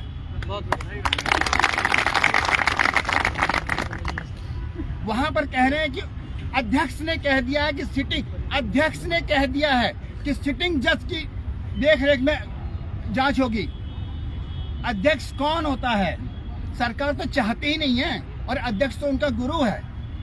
अध्यक्ष यहाँ की पैदाइश नहीं है, दिल्ली का भेजा हुआ है। दूसरी चीज, इन्होंने उनसे क्या पूछा कि जो इस समय जो महिला अभ्यर्थी हमारी पीसीएस में हैं, मेंस दे रही हैं, महिला अभ्यर्थी, क्या उन पर जो अभी अध्यादेश महिला अध्यादेश लागू हुआ, क्या उन पर लागू होगा?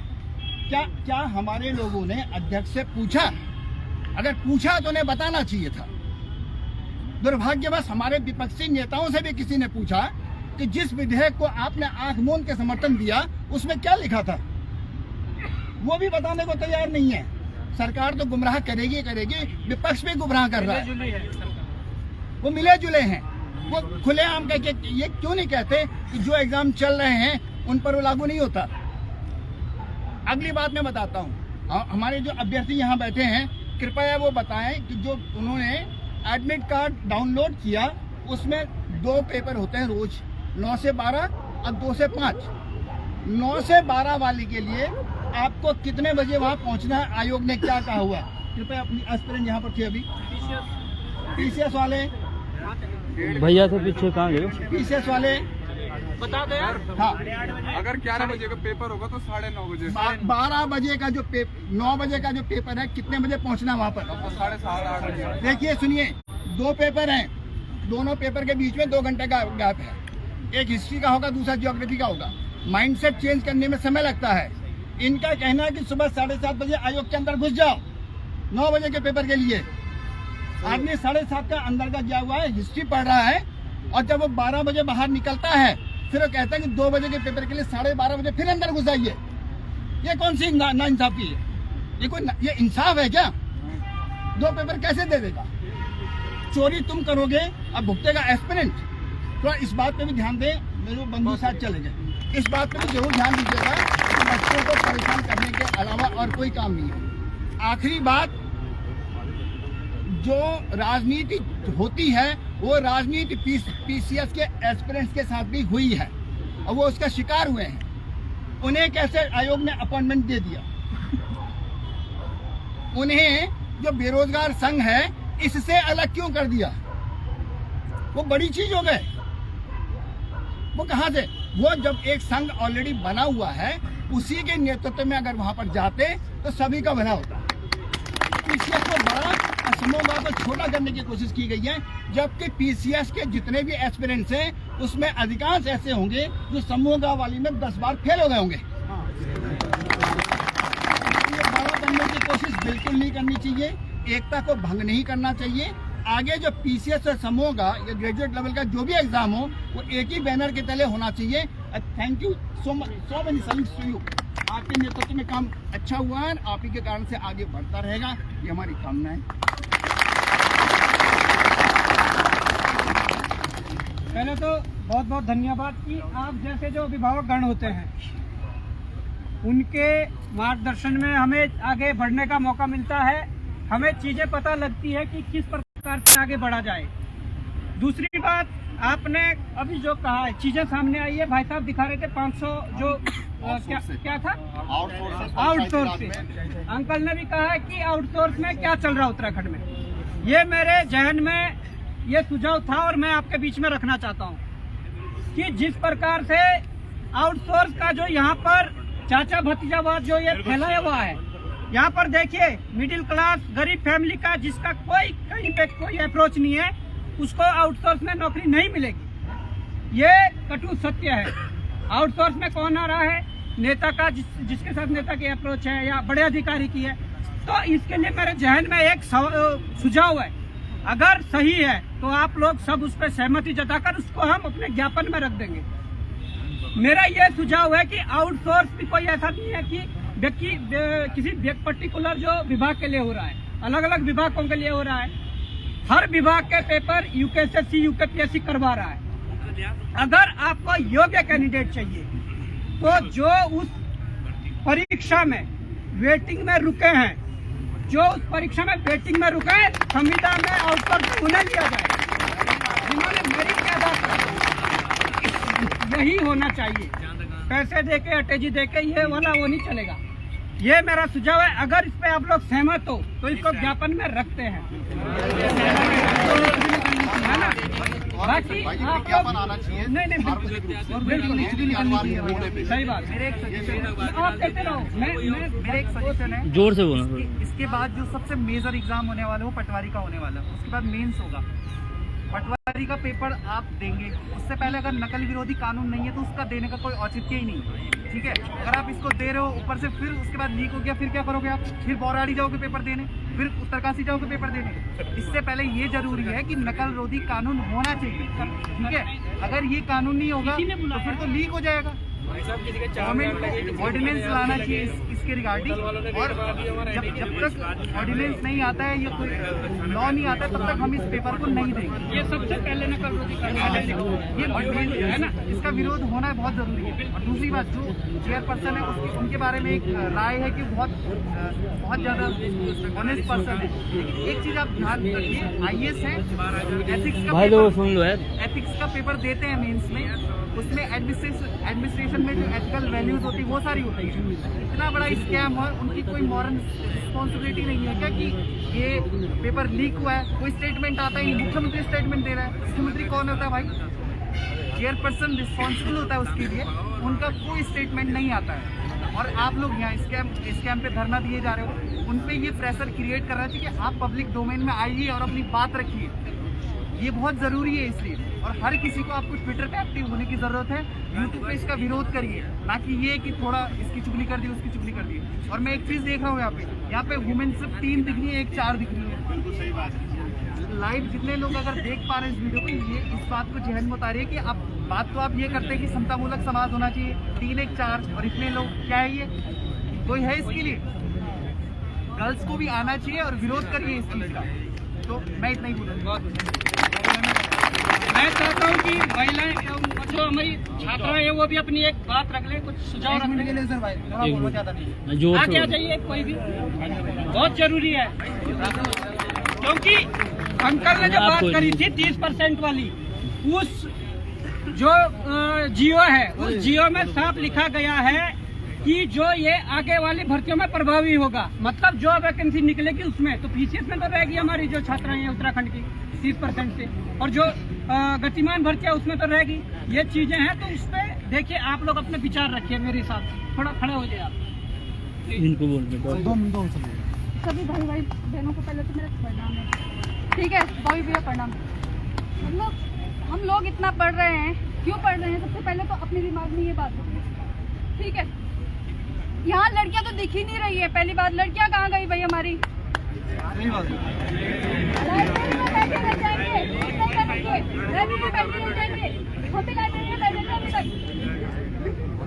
बहुत बहुत धन्यवाद भाई भैया, सच में आपके लिए जो आप हमारे लिए इतना कर रहे हो।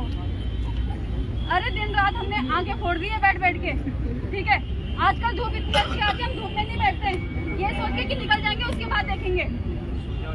पर ये इतना बुरा हो रहा है हमारे साथ, अभी नहीं तो कभी भी नहीं जाग पाओगे। भाई भैया प्लीज, हम आपके समर्थन में हमेशा खड़े हैं।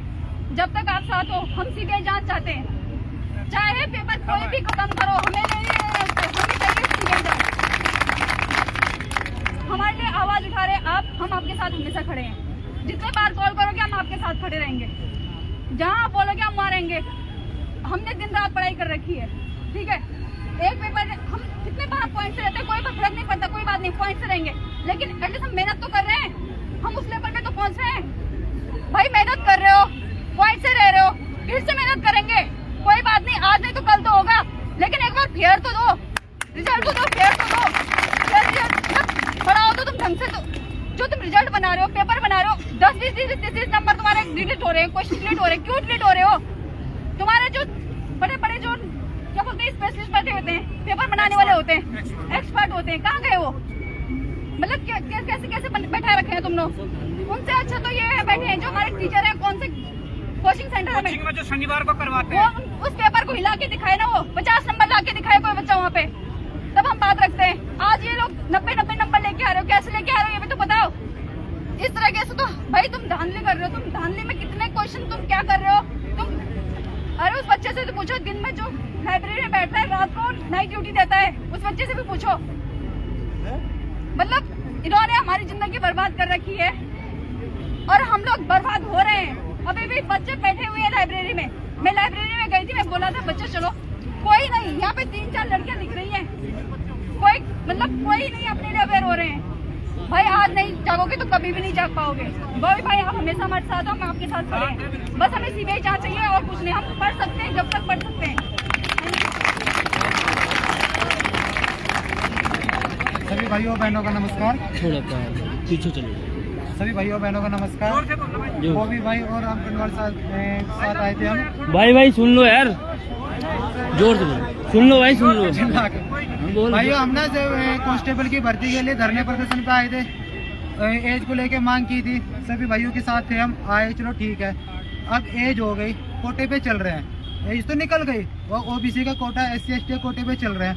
घर वालों की उम्मीद है चलो देहरादून गया हुआ कुछ तो पढ़ेगा, चलो पढ़ भी रहे, भूखे भी रह रहे, आलू की सब्जी भी खा रहे, ठीक है। अब पढ़ते पढ़ते कोई नहीं 1-2 घंटे पढ़ता, चलो पीसेस वाले है कि 5-6 घंटे पढ़ा, उनका सिलेक्टेड सिलेबस है, पढ़े।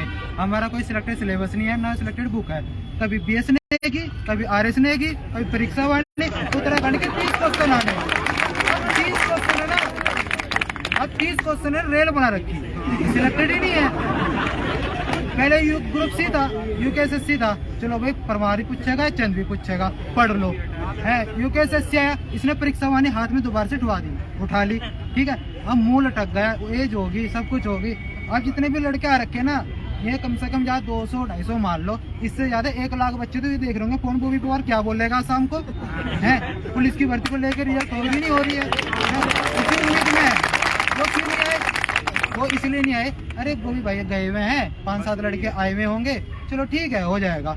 मैं तो ये चाहता हूँ भाई, देखो भाई पुलिस की भर्ती की भी जांच हो, क्योंकि एज निकल रही है, धरना प्रदर्शन कराया बहुत दुनिया भर की। 28 साल की एज में लॉन्ग जंप मार रहे हैं, 18 पैर अब मेरा 95 5/4/1995 मेरी एज है, लगभग 27-28 कोटे पे चल रहा हूँ, लास्ट भर्ती है मेरी।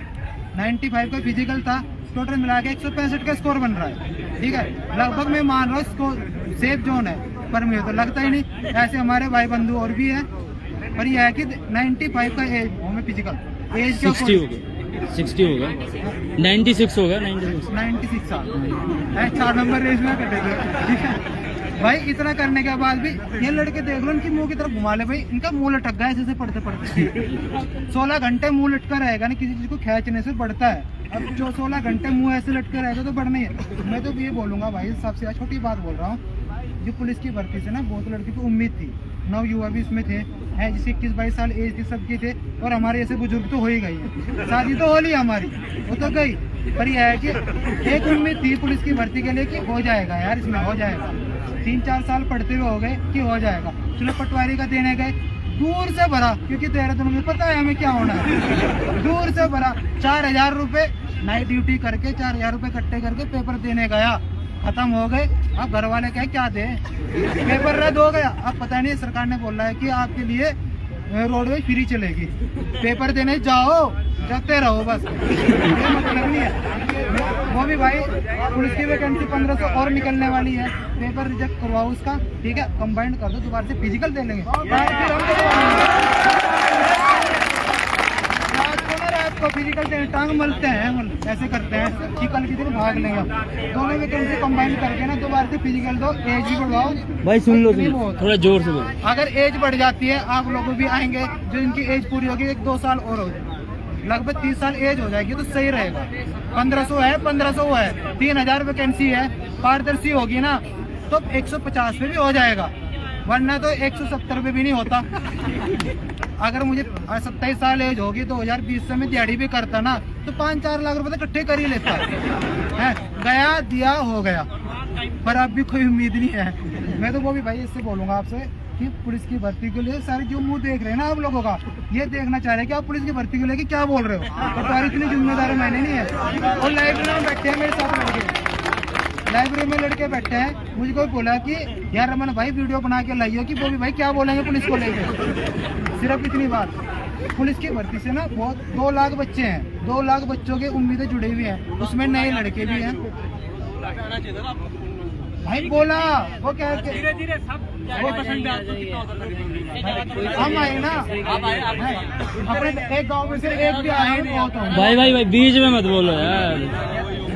अगर पुलिस की भर्ती के ये पेपर रद्द हो जाए, पारदर्शी होगा। पुलिस का है ना, जो हमारे पास चीजें उस पर अच्छे से जांच हम करवाएंगे। ऐसा है ना, जो वैकेंसी आ रही है नहीं, इसके बाद निकल जाएगी चीजें। अगर लगेगा कि हाँ, अरे जो वैकेंसी आ रही है ना, जो वैकेंसी आ रही है उसको हो सकता है कि दोबारा से पेपर और कंबाइन कर दे। ठीक है, पॉइंट बोलो। Thank you. बोला जब 1 मिनट कोई नहीं, ऐसे बोलो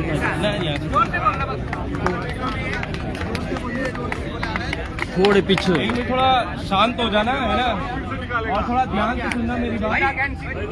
भाई सुन लो यार, ध्यान से सुनो। पटवारी परीक्षा जिस दिन हुई थी उससे 24 घंटे पहले आयोग को पता चल गया था कि ये परीक्षा लीक है। आयोग को पता चल गया था, लेकिन आयोग ने जानबूझकर ये किसी को नहीं बताया कि ये परीक्षा लीक है। उसने सारे बच्चों को जो है वहां बुला दिया अपने अपने सेंटरों में, ताकि इनके पैसे खर्च हो जाए, हमारी बेइज्जती ना हो।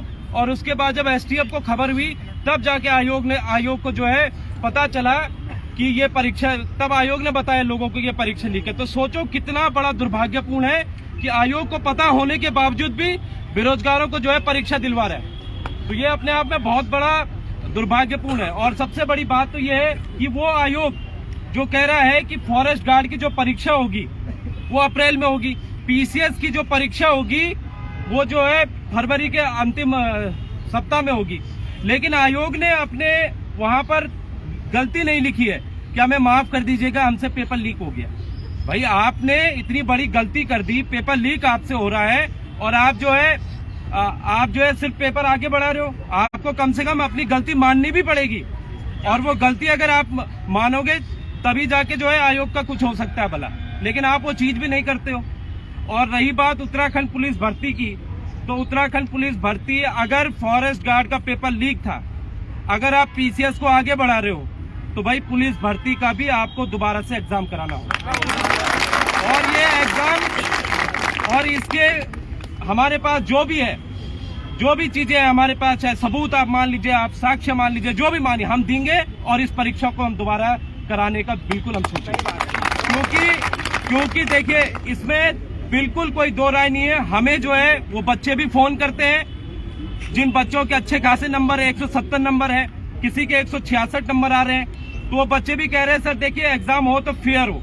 अगर पटवारी का एग्जाम, वो जो वहां पर बैठ रखा था वो दलाल, अगर उस दलाल ने, दलाल अफसर कहूंगा मैं उसको, उस दलाल अफसर ने अगर जो है पटवारी का एग्जाम लीक कराया था, तो क्या पुलिस का छोड़ दिया होगा?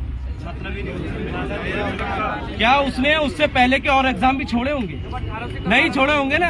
तो ये सिर्फ उस निकम्मे आयोग की बातें हैं और इसका हमें संज्ञान लेना है। और आगे जो भविष्य में लड़ाई होगी उस लड़ाई को लेकर आप सबको आगे आना है। क्योंकि यहाँ पर एक भाई कह रहा था कि अभी जो है पीसीएस का होता है मैटर, तो पीसीएस वाले लड़के चले जाते हैं, समूह गौ वाले होते थे समूह गौ वाले। और इसमें सच्चाई भी है, इसमें सच्चाई भी, आप बुरा मत मानिए, लेकिन जब हम पुलिस भर्ती का संघर्ष कर रहे थे तब सिर्फ पुलिस भर्ती वाले बच्चे आते थे और बाकी सब अपने घर में सोए रहते थे कि चलो यार इनको लड़ने दो। लेकिन ये नहीं होना चाहिए। अगर आपको निष्पक्षता से पेपर कराने चाहिए, पेपर कराने होंगे, तो आपको जो है निष्पक्षता के साथ मैदान में भी आना होगा। और इस मैदान में जब तक आप लोगों की ज्यादा संख्या नहीं होगी तब तक कुछ नहीं हो सकता। मैं आपको फिर कह रहा हूँ, और इस लड़ाई को अगर लड़ना है तो हम सबको एकजुटता के साथ आगे बढ़ना होगा। एकजुटता के साथ आगे हमें इस लड़ाई को लड़ना होगा, वरना पेपर देते रहो और फिर बाद में पेपर ये रद्द करते रहेंगे और आप लोग सिर्फ जो है यहाँ पर सिर्फ ऐसे हम खड़े होते रहेंगे। जिन्होंने सार्वजनिक नाम और सबसे बड़ी बात कि देखो अभी राजस्थान में क्या हुआ था। राजस्थान में आप लोगों ने देखा होगा कि जो भी बच्चे, जितने भी बच्चे थे जिन्होंने नकल की थी, उनके नाम जो अखबार में आ गए, एकदम बड़ी बड़ी फोटो में लगा के। और ऐसे में जो है हमको पता चल जाता है कि यार इस बंदे ने नकल की, वाह। लेकिन अखबार में तो देने ही है, इसके साथ साथ वेबसाइट में जो आयोग की वेबसाइट होंगी वहाँ पर उसका नाम, उसके पिता का नाम, उसकी जन्म तिथि, उसका जो भी और डिटेल है, एड्रेस वो भी वहाँ पर होना चाहिए।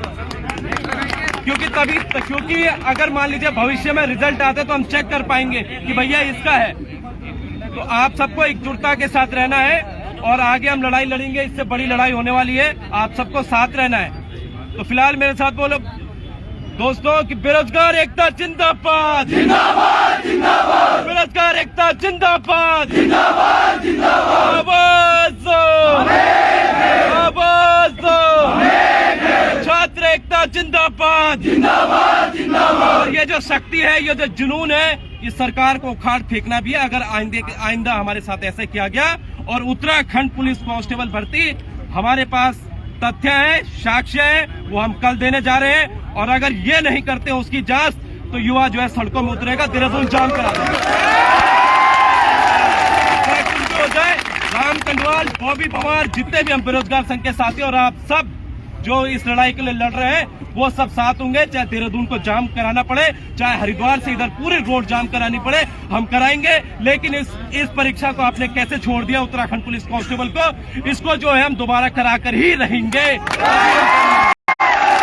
और ये मैं आपसे प्रण ले रहा हूँ आज यहाँ पर आपके सामने हम कह रहे हैं, बस आपका हमें साथ चाहिए दोस्तों। शुक्रिया, बहुत बहुत शुक्रिया आपका।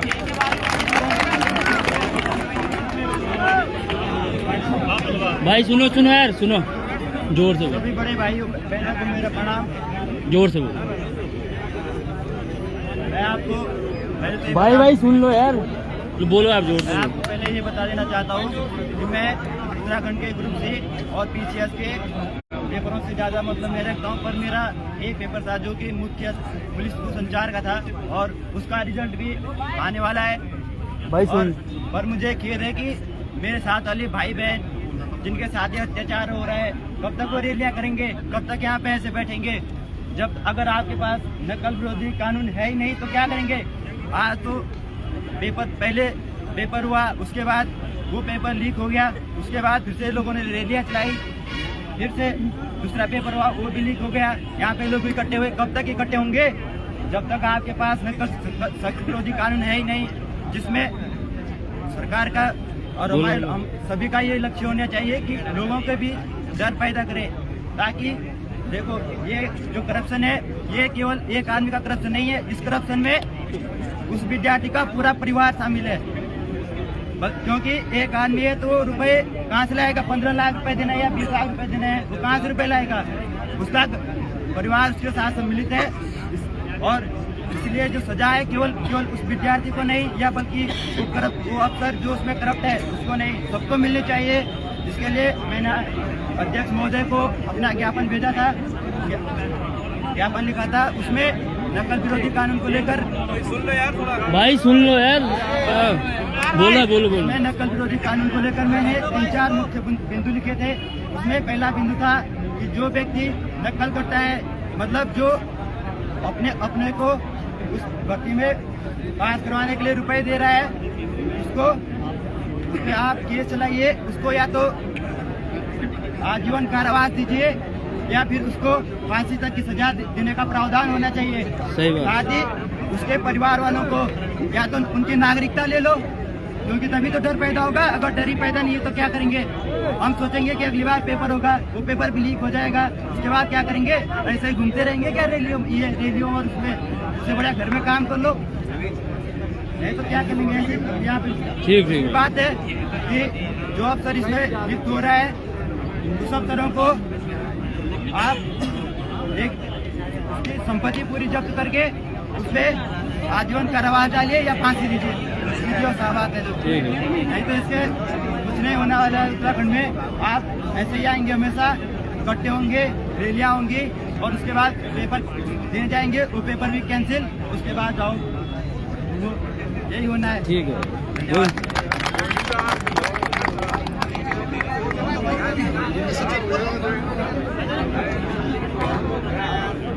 बोले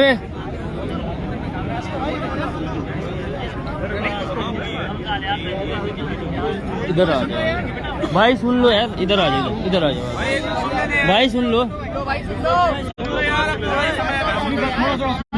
पड़ेंगे ना बेरोजगार संघ के जो है अरे आप यहाँ पे बैठ जाओ, यहीं पे तो आप यहीं भैया यहीं बुलाओ उनको, इधर ही बुला दो उनको इधर ही बुलाओ,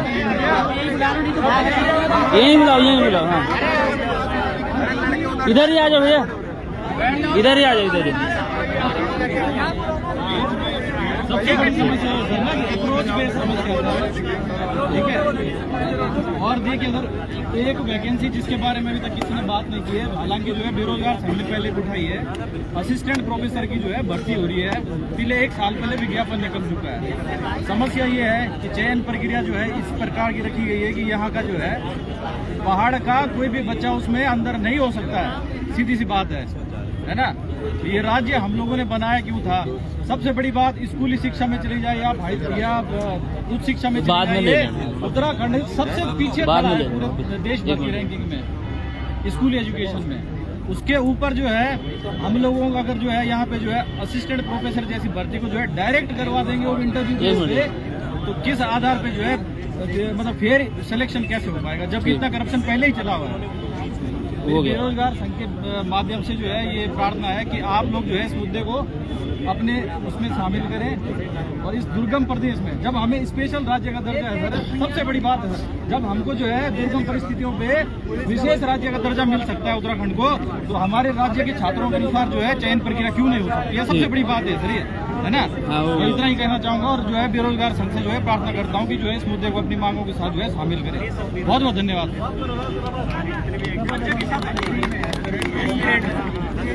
आप शुरू कर दो यार, थोड़ी देर ना एक बार इनको निपटने दो भाई को, उसके बाद हम फिर रख लेते हैं और फिर निष्कर्ष निकाल के अगर जो चीजें आएंगी और रखेंगे, उसके बाद अगर नहीं मानते तो आंदोलन तो करना पड़ेगा। और